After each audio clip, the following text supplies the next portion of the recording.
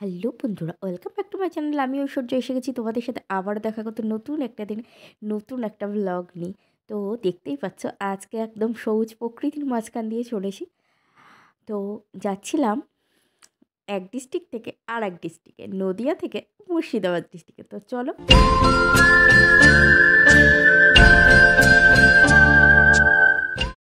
তো বন্ধুরা, আজকে ছিল আমার চতুর্থ আইবুড়ো ভাত। আজকে ছিল আমার ছোট পিসির বাড়িতে। পিসির বাড়ি ছিল বহরমপুর, তোমরা অনেকেই জানো, লালবাগ হাজারদুয়ারি।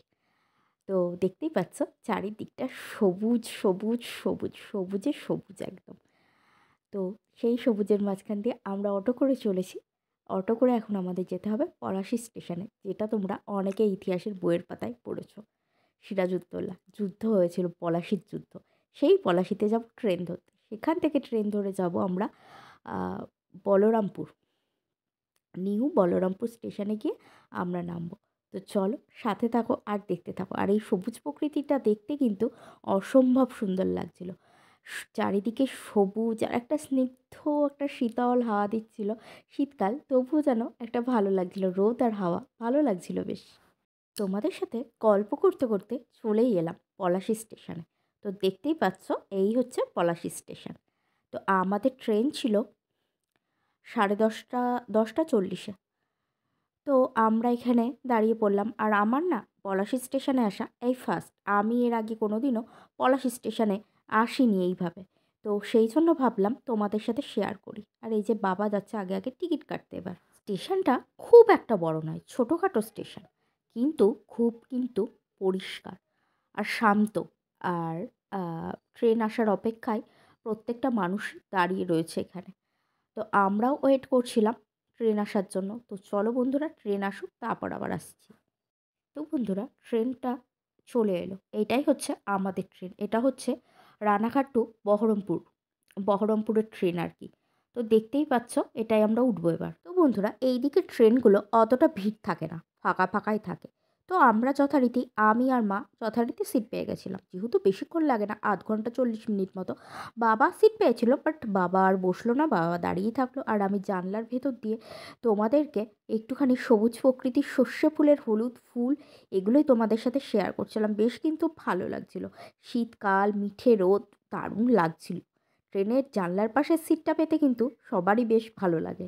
তো বন্ধুরা, আমরা নেমে পড়লাম নিউ বলরামপুর হল্টে। এবার আমাদের স্টেশন থেকে বেরিয়ে যেতে হবে টোটো ধরতে, মানে আমার পিসির বাড়িতে যাবার জন্য। তো আমরা এখন স্টেশনের হাঁটতে হাঁটতে যাচ্ছি। বেশ কিন্তু নির্জন একটা শান্ত স্টেশন। আর স্টেশনের পাশটাতে ফুটে রয়েছে এরকম বিভিন্ন কালারের কাগজ ফুল। এই কাগজ ফুলের ফটো তুলতে আমার বেশ ভালো লাগে। কাগজ ফুল বলেই না, প্রত্যেকটা ফুলের ফটো তুলতে আমার বেশ ভালো লাগে। তাই আমি কিছু ফটো এখান থেকে ক্যাপচার করে নিলাম।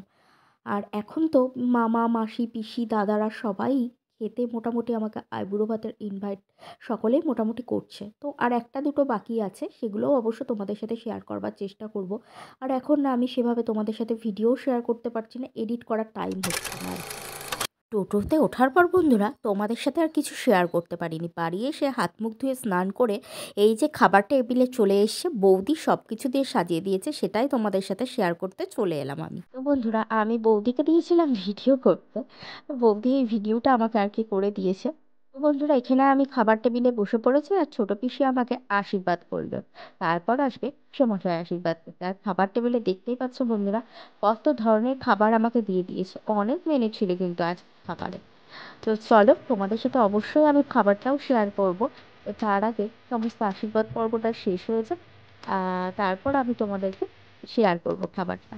এখানে বাবা মা সকলেই দাঁড়িয়েছিল, দাদা বৌদি সবাই ছিল। দেখো, মেনুতে ছিল শাক ভাজা, মাংস, ডাল, ভাজা, মিষ্টি, সমস্ত কিছু।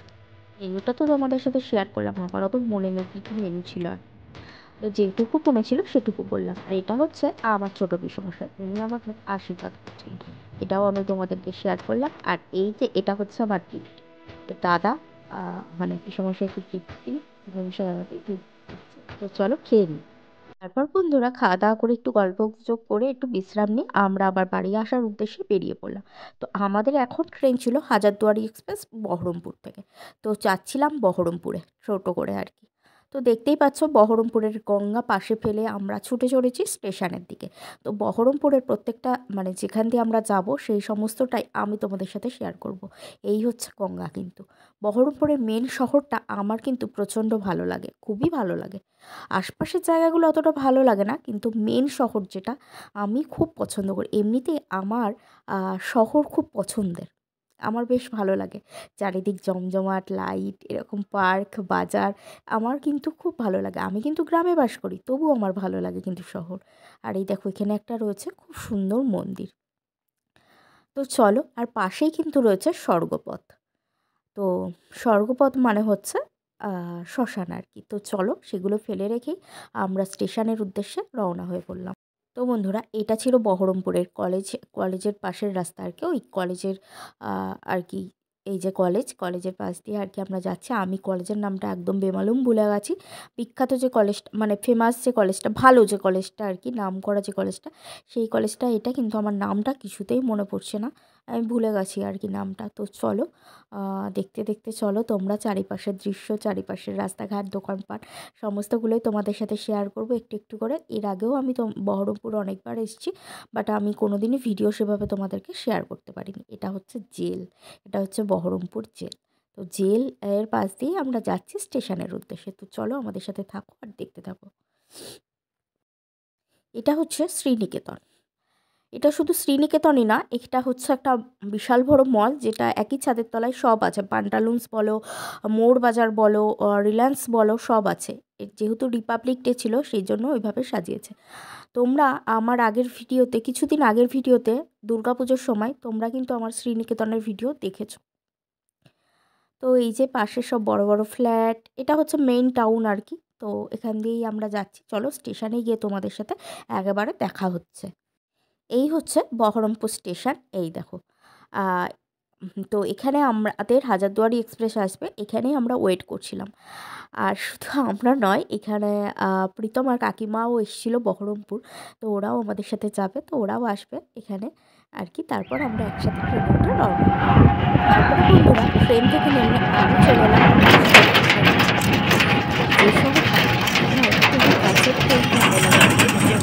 আমার বাড়িতে যেতে গেলে এই শহরটাকে তোমাকে ক্রস করতেই হবে। তো এই শহরের মোটামুটি সমস্ত কিছুই রয়েছে। বহরমপুরের মধ্যেই কিন্তু এতটা জমজমাট না হলেও জমজমাট আর কি। যাই হোক, আমাদের ট্রেন থেকে নেমে আমরা টোটোতে উঠে পড়লাম আমাদের বাস ধরবার জন্য। আমাদের বাড়ি তেহট্ট যাবার জন্য আমাদেরকে বাস ধরার জন্য আমাদের বাস স্ট্যান্ডে যেতে হবে। তো সেই জন্য রাতের কৃষ্ণনগর শহরটা কেমন লাগে সেটাও আমি তোমাদের সাথে একটুখানি শেয়ার করে দিলাম। এই যে দেখো কি দারুণ লাগছে না, চারিদিকে লাইট লাগিয়েছে, মানে লাইটে জমজম করছে, জমজমাট পরিবেশ একেবারে, বেশ কিন্তু সুন্দর লাগছে। তো এখানে আমাদের টোটোটা একটু দাঁড়িয়েছিল। তো চলো এবার আবার যাওয়া যাক, আর তোমরাও একটু এনজয় করতে থাকো শহরটা, রাতের শহরটা। দেখো এখানে সমস্ত আছে, এই দেখো কসমো বাজার রয়েছে, টাইটান রয়েছে, তাছাড়া হিমালয়ের শোরুম আছে, এই সমস্ত কিছু আছে, অঞ্জলি জুয়েলার্স, স্টাইল বাজার, সব সব সব আছে আর কি। তো চলো সাথে থাকো, দেখতে থাকো। তো বন্ধুরা, এই যে এটা হচ্ছে হাই স্ট্রিট, যশোরেশ্বরী বস্ত্রালয়, বুড়িমা সমস্ত ক্রস করে আমরা বাস স্ট্যান্ডে গিয়ে বাসে উঠে পড়বো। আর তারপর আর ভিডিওটা আমি লেন্দি করছি না। এই যে বুড়িমা রয়েছে, জানোই তোমরা কতটা বিখ্যাত আমাদের কৃষ্ণনগরের বুড়িমা। আজকের মতো ভিডিওটা এখানেই এন্ড করলাম। সকলে ভালো থাক, দেখা হবে অন্য কোনো দিন। টাটা বন্ধুরা, আজকের ভিডিওটা তোমাদের কেমন লাগলো অবশ্যই কমেন্টস বক্সে জানিও। ভালো লাগলে লাইক কমেন্ট শেয়ার করে দিও। টাটা।